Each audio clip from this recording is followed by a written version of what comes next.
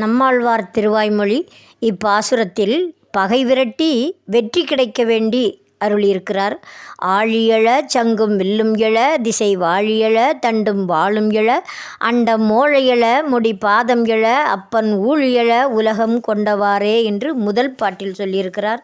11வது பாட்டில் குன்றம் எடுத்த பிரான் அடியாரோடும் ஒன்றி நின்ற சடகோபன் உரை செயல் நன்றி புனைந்த ஓர் ஆயிரத்துள் இவை வென்றி தரும் 10 மேவி கற்பார்க்கே. 10 பாட்டையும் பாடினா கண்டிப்பாக வெற்றி கிடைக்கும் என்று நம்மாழ்வார் திருவாய்மொழியில் அருளியிருக்கிறார்.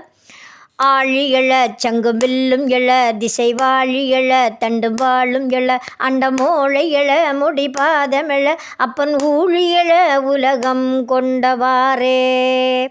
நம்முடைய சிவகுடில் யூடியூப் சேனலை சப்ஸ்கிரைப் பண்ணி முழு பாட்டையும் ஆனந்தமாக கேளுங்க. ஹரி ஓம் நமோ நாராயணாய.